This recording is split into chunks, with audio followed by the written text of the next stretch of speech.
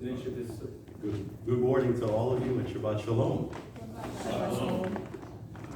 So this is part 3, really in the volume of lessons that we are looking at when it comes to child indoctrination. Now, we're going to take a break over the next several weeks. We're going to celebrate Hanukkah, and I've got another special message, really the last Shabbat, at least on the Gregorian calendar. And then we'll reconvene you back in this next year. How about that? We get together in January, but I have some special messages for you as far as Hanukkah goes starting next week. But as I've shown you over the last 2 lessons, there's certainly a war. And it's a war that is raging, that is out there for the hearts and minds of your children and your grandchildren. It's unfortunate that so many people do not know that there is a war. It's a spiritual war that's certainly playing out in the physical. It's a shame that so many people are not aware that there's a war out there, and those that even do know that there is a war really have very little idea as far as how appalling the war is and how, to what lengths the enemy will go. We have schools and universities, schools from K through 12, universities, colleges, and the like, all really working collectively now to train your children and your grandchildren, or children and grandchildren to come, to become revolutionaries. And those revolutionaries are being trained, and will be trained, to turn on you, to turn on their own parents, their own churches, to turn on their own country. Revolutionaries being trained to defy and deconstruct all biblical authority. Every institution that the Bible has either constructed or at least given its blessings to will be deconstructed. You know, unless you really fought for freedom, and truth be told, I don't think anybody here or even listening has fought for freedom. To pick up a gun, to pick up a sword, and fight for freedom. And unless we fight for freedom, then you never really know how precious freedom is. John Adams was our second president, and he wrote these words: posterity. You will never know how much it cost the present generation to preserve your freedom. I hope you will make a good use of it. If you do not, I shall repent in heaven that I ever took the pains to preserve it. So oftentimes we get together as believers, and rightfully so, we are so overjoyed and thankful, and we often speak of the great price which was paid for us at Calvary. And we ought to remember that. We do that every year, right? The Passover. And we understand the great price that was paid for our salvation. But I wonder how many of us as Americans living here understand the great price that was paid for our freedom nationally. What a price. What a price. So, ladies and gentlemen, we have a major Category 5 hurricane coming. It's being formed, but not out in the Atlantic. Being formed in the schools. And it is, if you, certainly down here in Florida, you know, you watch the Weather Channel and you see the millibars are coming down, you see the eye becoming more defined, it's gaining strength, it's gaining more speed. There is a hurricane coming because these children, they're eventually going to graduate from those schools. And that hurricane is going to make landfall.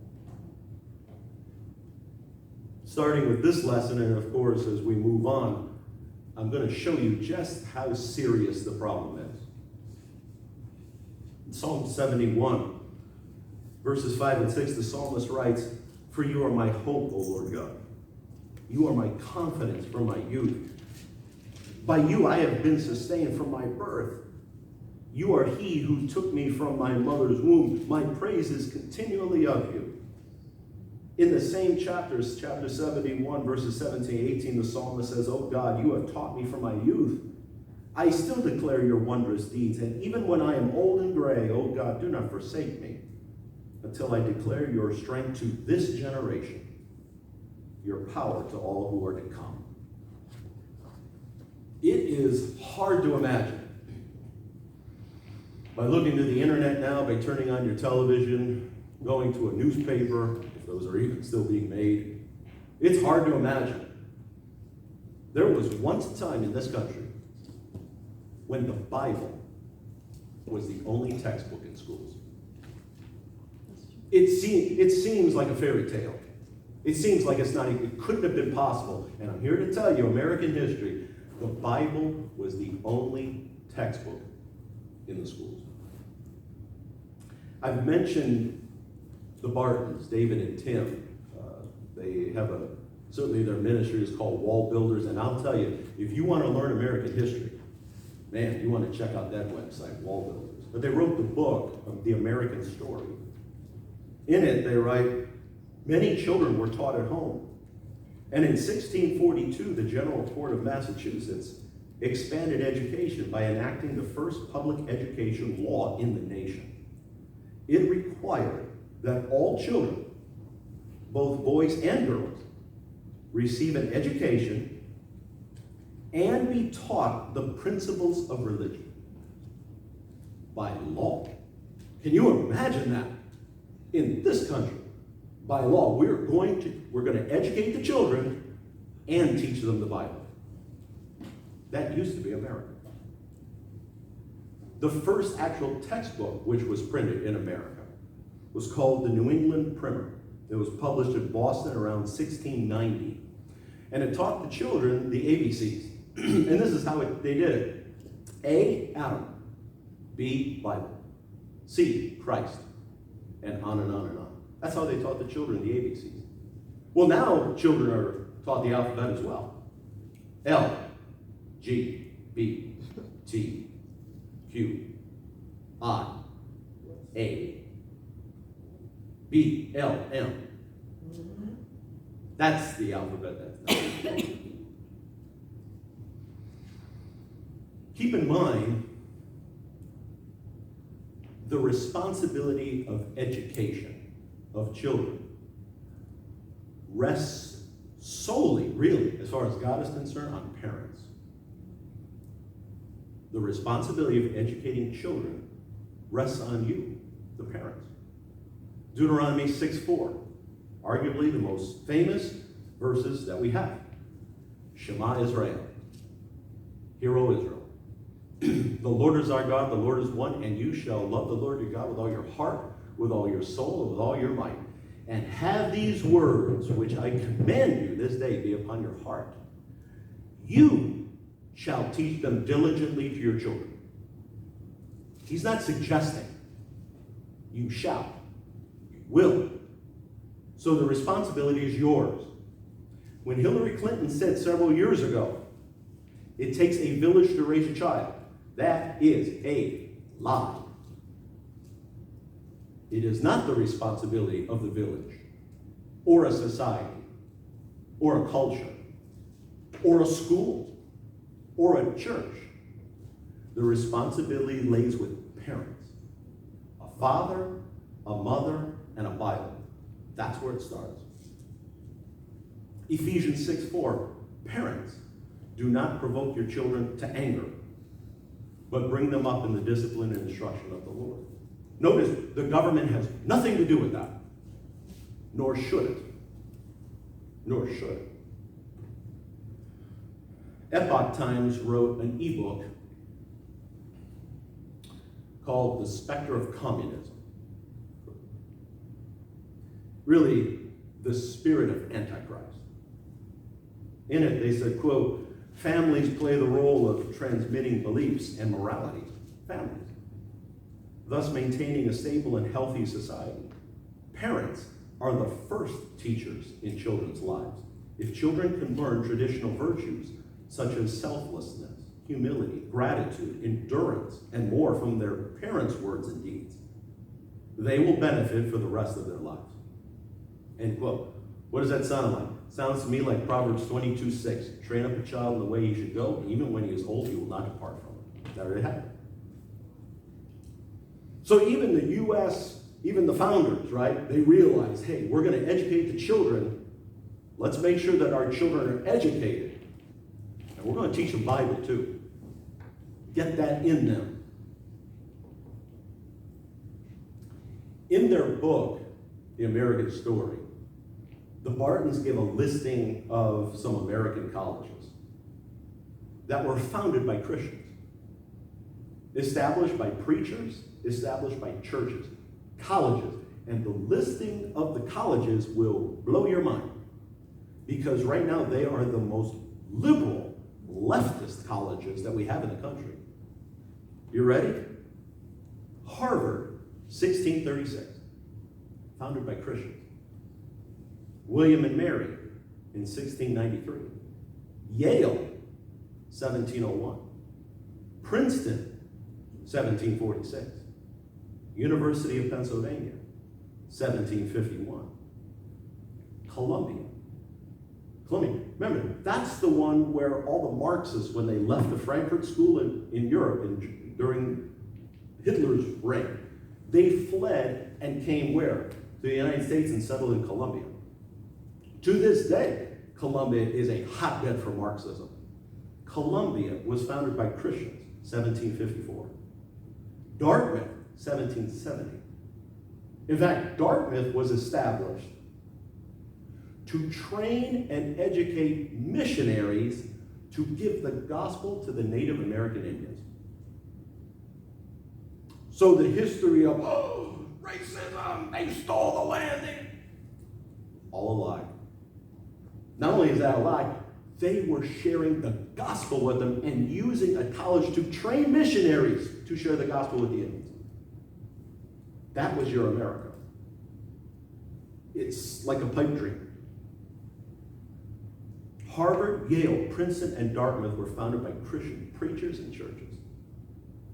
Harvard, which was founded in 1636, declared these words, quote, "Let every student be plainly instructed and earnestly pressed to consider well.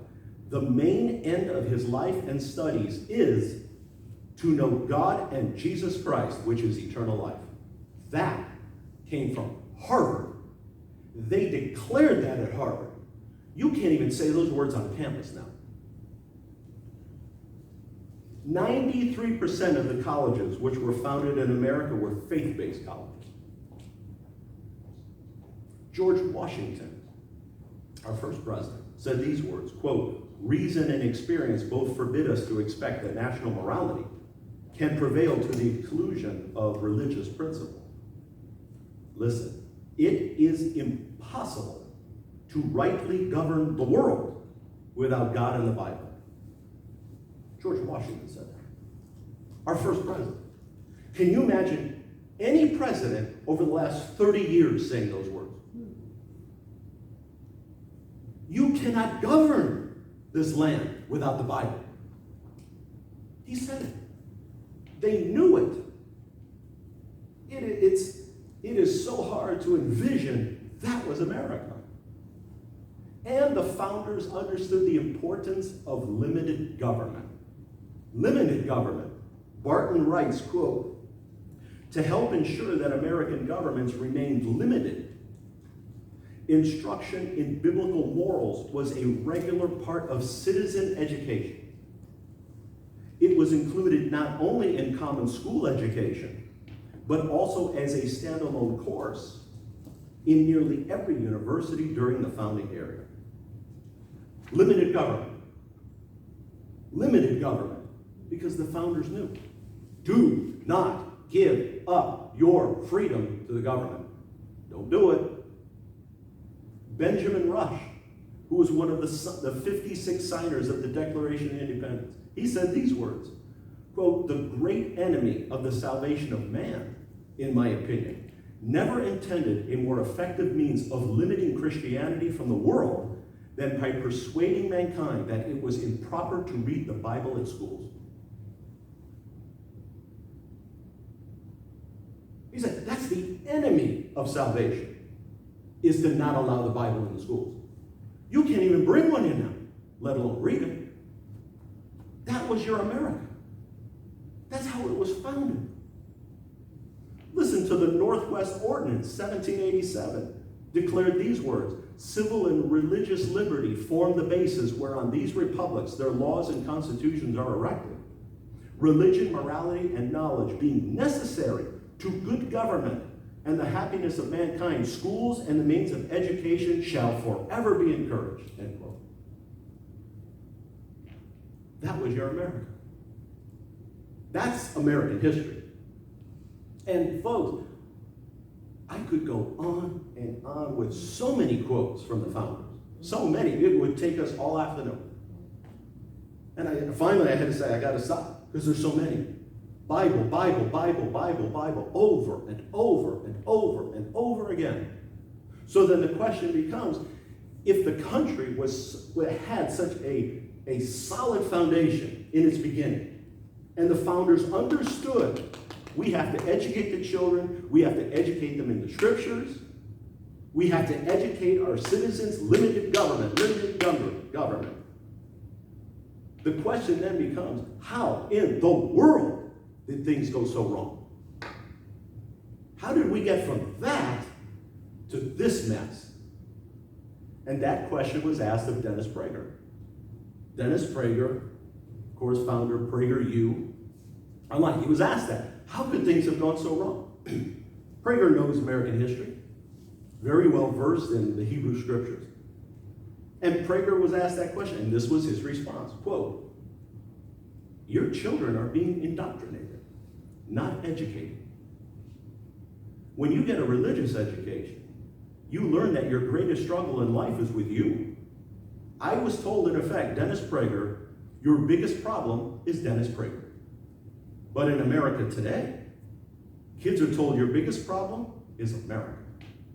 Capitalism, racism, the system. You produce a very different person with those approaches. That's how you kill a civilization.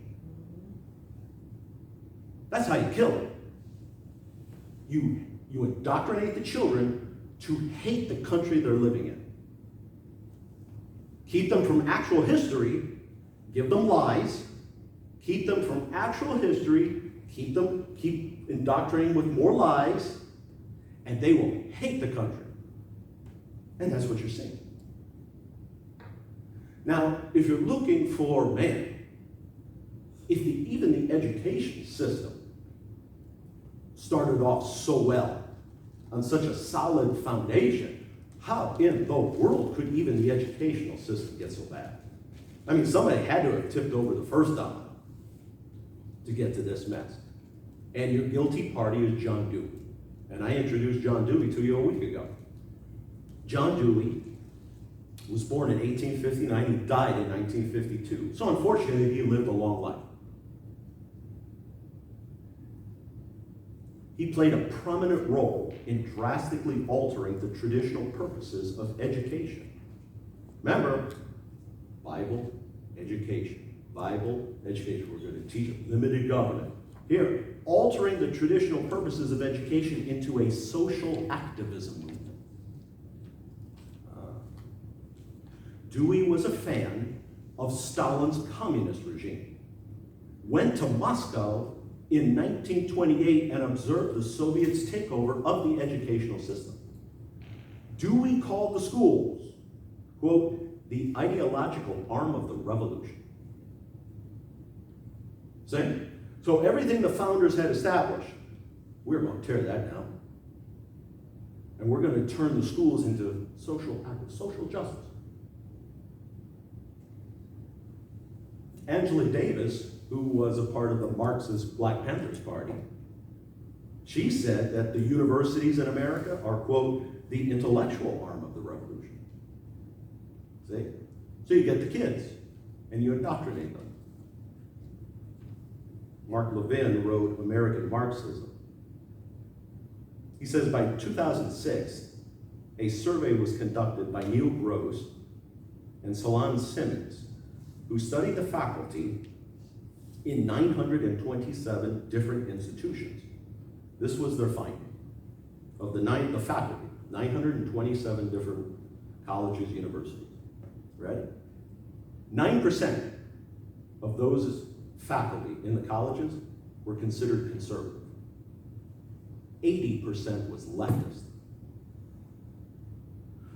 Half of the 80% considered themselves far left, communists. 1 in 5 professors were self-proclaimed Marxists. That's your schools.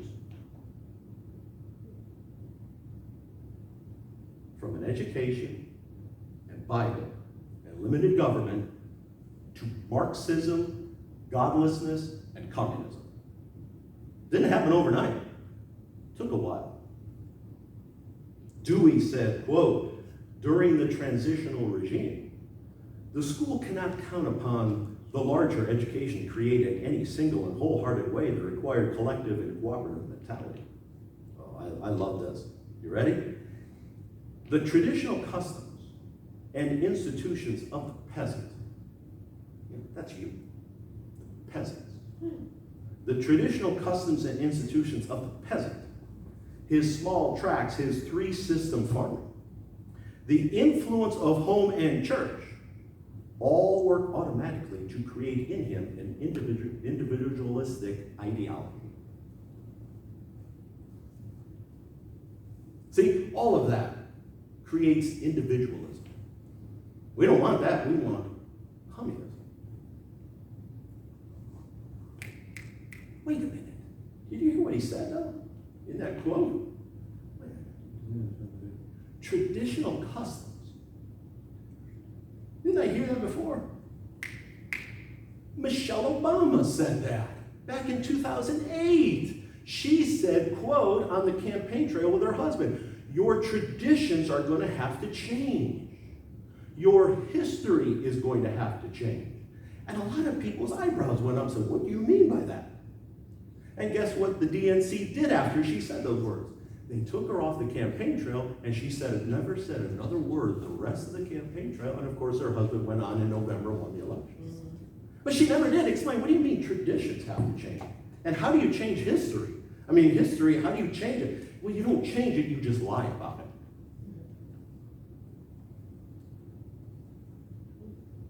Here's an interesting one, too. He said, Dewey talks about 3-system farming. Farming creates individualism? Well, actually, when you think about it, it does, doesn't it? Because if you know how to farm, you know how to grow your own food.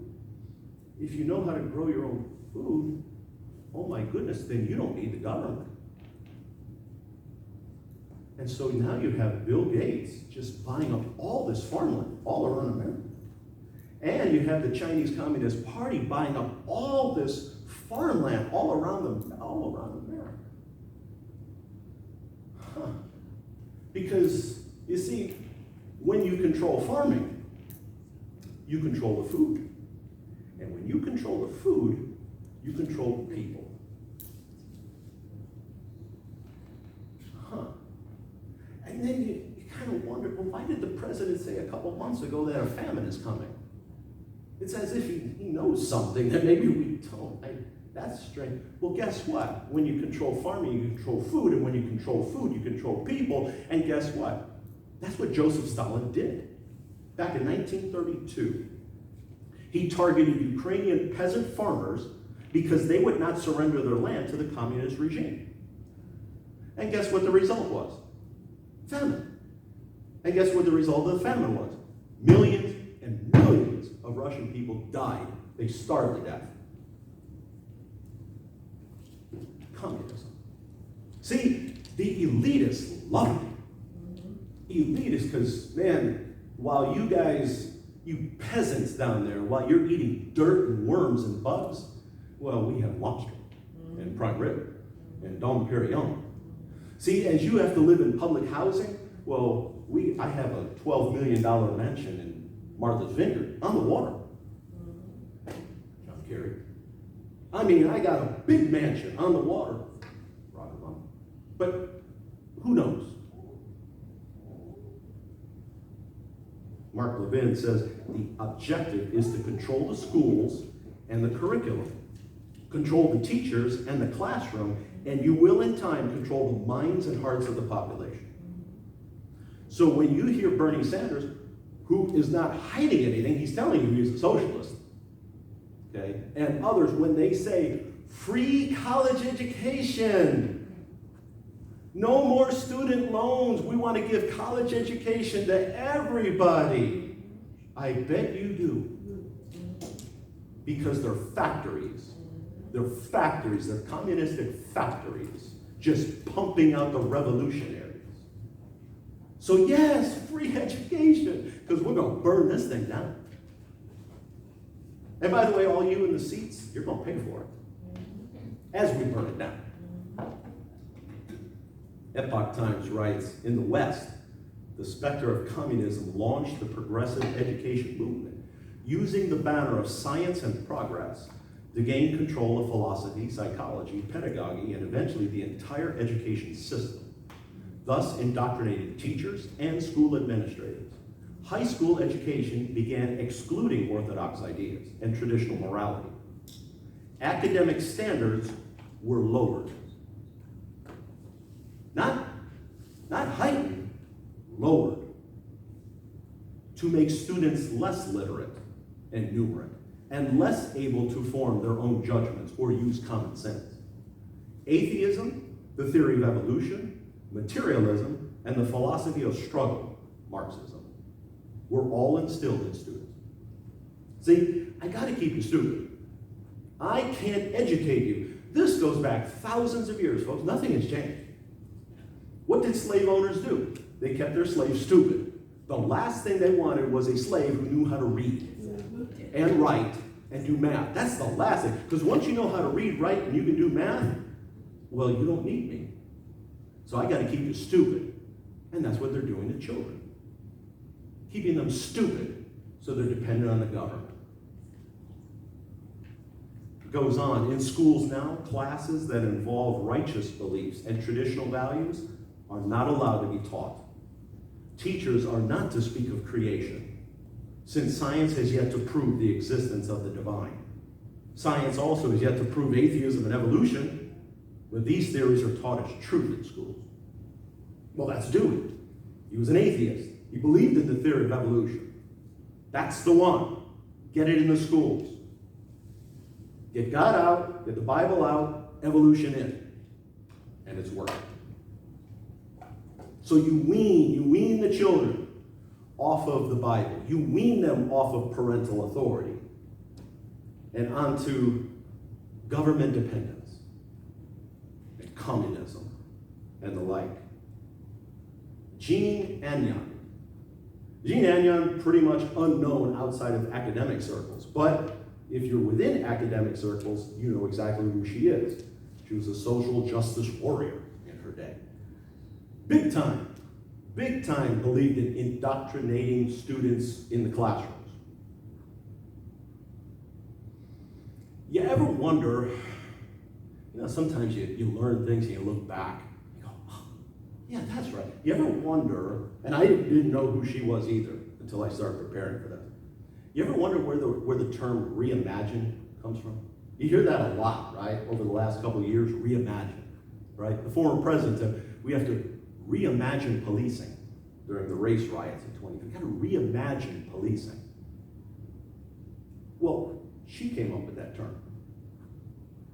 Who is this woman? Well, she was a professor of social and education policy in the Urban Education Doctoral Program at the Graduate Center of the City University of New York. And these were her words, quote, critical educators are involved in the vital process of reimagining schools and classrooms as social justice building spaces. Right? No more education, no more Bible, no. We're going to use the classrooms to indoctrinate. She goes on, this work is incredibly difficult, but not any more impossible than the reimagining of economic relations, the church, and culture that Black Americans undertook to achieve the victories in the civil rights movement. So, according to Anon, you take the schools to indoctrinate the children in order to reimagine these institutions which really have been established here in the country. And what are those institutions? The family. Okay, so parental authority, the church authority, any kind of spiritual authority. What else? Well, police authority, right? So we're going to reimagine policing. We're going to see right now your tax dollars pay for the police to protect you. If you have a problem, you call the police. They're there for you. No, we need to reimagine them so they're doing the government's bidding. That's reimagined policing. How about let's reimagine the medical establishment? Everything not for you, you peasants, for the government.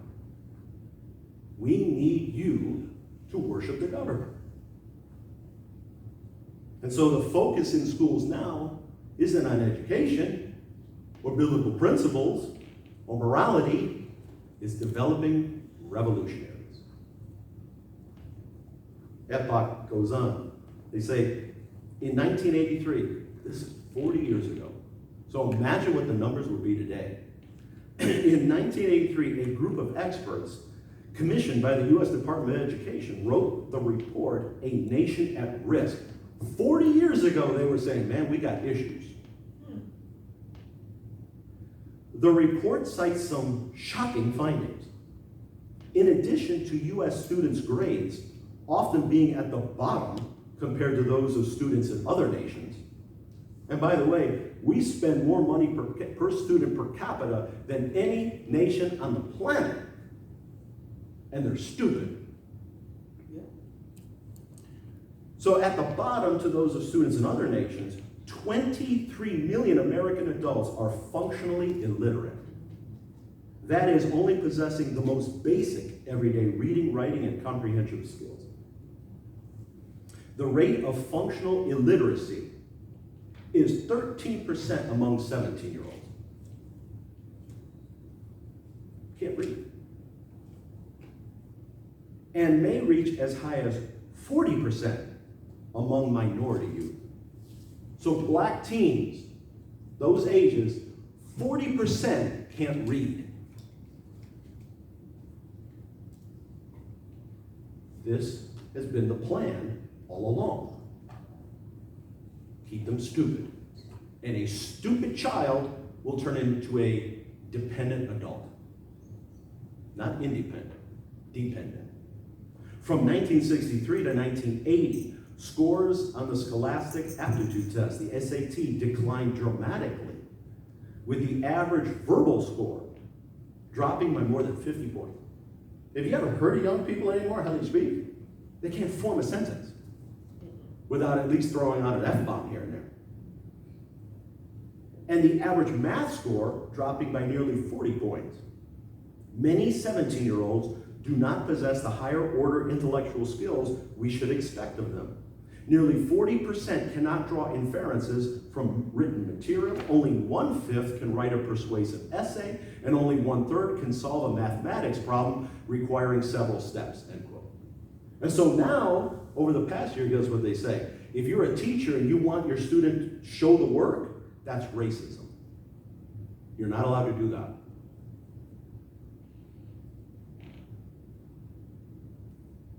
So Johnny can't read, Johnny can't write, Johnny can't do addition or subtraction, but man, he is really good at rolling blunts. And he knows how to hang with the homies and join a gang and bust out the windows at an Apple iStore and steal some pads and burn down a Wendy's. Johnny's really good at that. Susie can't read either. She doesn't know how to write. She doesn't know how to do math. But man, she sure is talented twerking on TikTok. And the other nations like China are laughing at us. Laughing. Look at them. They're destroying on the report, modern education is heavily based on philosophy and psychology. In addition to John Dewey's progressive education, other theories have had a significant impact on the U.S. education system, including Sigmund Freud's psychoanalysis, Carl Rogers' humanistic psychology, and the Frankfurt School's critical theory, which combines theories from Marx and Freud. Herbert Marcuse, a theorist of the Frankfurt School, called for the removal of all inhibitions so that young people could let loose their natural instincts and indulge their personal whims. So we've gone from reading and learning how to write and learning how to do mathematics and teaching the Bible in the schools, biblical principles, respect for authority, respect for parents. We've gone from that to death education and sex education. We've gone from chemistry and physics and history and geography to guess what? Condoms and puberty blockers.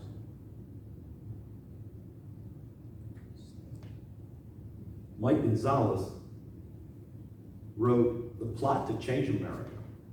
In it, he says, quote, Wilhelm Reich, in his 1936 book, The Sexual Revolution, had insisted that society's ills stem from a lack of sexual satisfaction. The Hungarian philosopher George Lukács, influential with members of the Frankfurt School, was a pioneer in the area of sex education. As an education commissar in the post-World War I Hungarian government, he established sex education programs for young school children, quote, to undermine parental and church authority.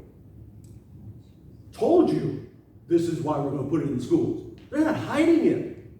We're going to put sex education in the schools to undermine parental and church authority. They weren't hiding it. And so what has that produced? Off of that wonderful critical theory tree. Well, we've come, of course, with critical race theory. We know that one, right? And we have critical legal theory. That's Derek Bell. You've got, eventually we're going to get to critical climate theory, critical immigration theory. How about this one? Critical queer theory. Critical queer theory. What is that? Remember the anagram, LGBT. That's all it was. LGBT, 4 letters. L, lesbian. LG, gay. LGB, bisexual. LGBT, transsexual, transgender. And that was it. Then the movement added a letter, Q. See, a lot of people think Q refers to homosexuality. It does not. Because that's taken care of with the first 2 letters.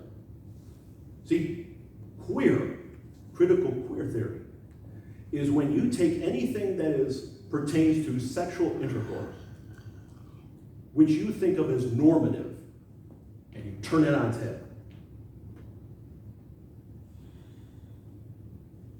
So what does that produce? What does the Q entail? Ready? Epoch Times.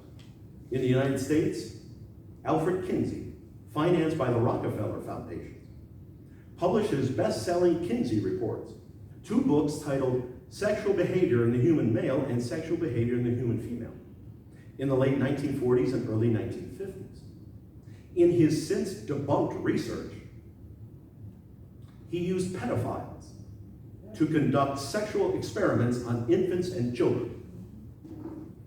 Kinsey's idea that children are sexual beings from birth and must be explicitly educated in every manner of sexual activity is the foundation of modern sex education. End quote.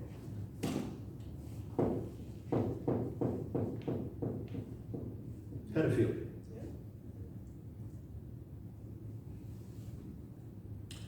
Well, see, now you can't even say that. It's minor attracted person. Max. And so, wave after wave, it's just like waves just hitting the shoreline, folks. And every wave that comes, more pedophilia, and more. And guess what happens to the shoreline? It's falling apart.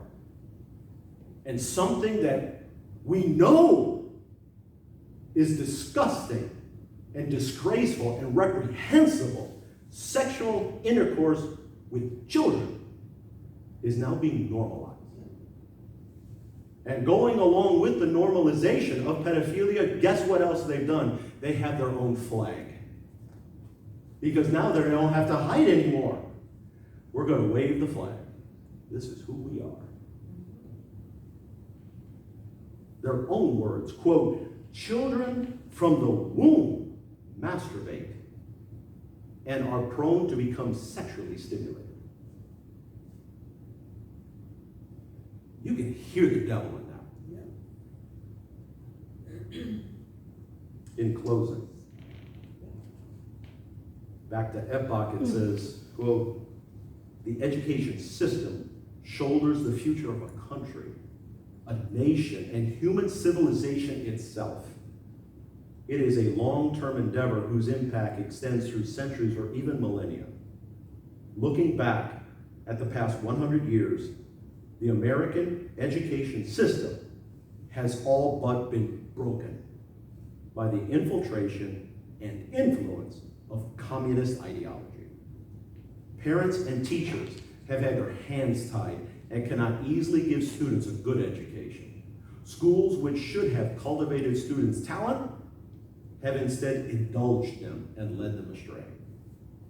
9 of the 45 goals listed in the 1958 classic, The Naked Communist, relate to education.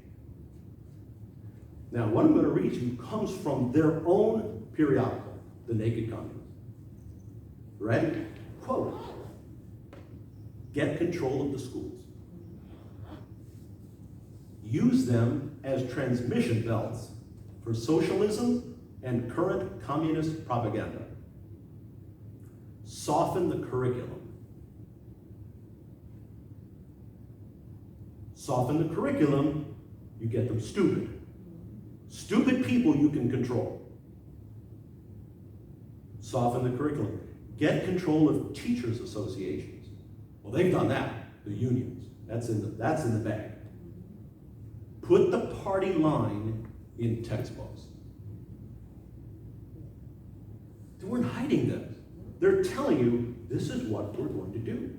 We're going to come after your children and your grandchildren, and we're going to indoctrinate them to hate God and hate you. This has not only been achieved, Epoch says, but the situation has become worse. People with high moral values are capable of self-governing. This is the social norm that the American founding fathers hoped for.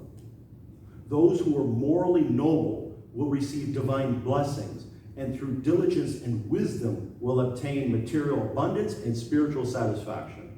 More importantly, people with high moral standards allow society to flourish and last for generations. These are the teachings of enlightened beings and saints, the greatest educators of humankind. End quote. And that's what the founders knew. Such a shame. Final words, really, before we wrap this up. I know the reaction. But what if I were to tell you that an adult, you don't even know, not in your family, you don't even know this person, but some adult came to your child or grandchild, 5 years old, 7 years old, 10 years old, and this adult told your children, your son, your daughter, I'm going to teach you how to sext on your phone. Sexting. If an adult that you don't even know came to your child and said, let me teach you how to masturbate. If an adult you don't even know came to your child, your son or daughter, 5 years old, 7 years old, and said, let me show you some pornography. actual men and women having sex, and men and women and women. If an adult, you don't even know, came to your child and looked at them and said, let me introduce you to some websites that will help you and train you how to use sex toys to pleasure yourself. You would say, and I know what you're thinking, somebody like that deserves to be in a prison cell. And you're right. Unfortunately, all of that which I gave you was part of a school curriculum. Here in America, 2 years ago, during the COVID-19 lockdown.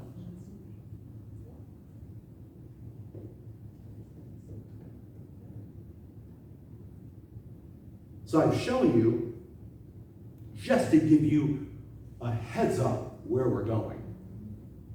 I've shown you how the indoctrination has started. I've already shown you where. I've shown you why. The next lesson, I'm going to show you actually what they're teaching the children in the schools. Which, by the way, includes witchcraft. Father, I come before you, asking, begging, really. Lord, you are divine, you're sovereign. Lord, the children, our grandchildren, there are demonic forces that are out there, wicked people, evil people, that want to destroy them. Turn them against you, against their own parents and grandparents and family. Lord, our hearts are troubled. So many all around us have no idea the dangers that are out there that are lurking. And they think, well, not in this country. And Lord, you know, you see it's happening. I pray for every single parent, every single grandparent to be. Lord, empower them, like your word says, to teach the children.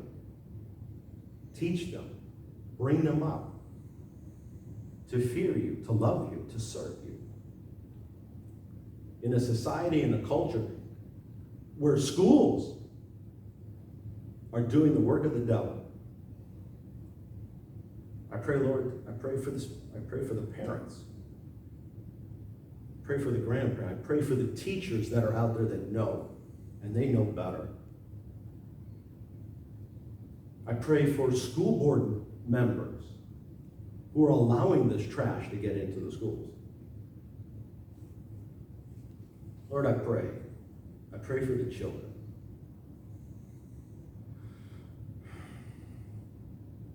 Our souls are deeply troubled, Lord. Sometimes when we get to this part, I don't even know really what to say. I just let the Spirit intercede, because the Spirit knows what to pray when I just don't have the words for it.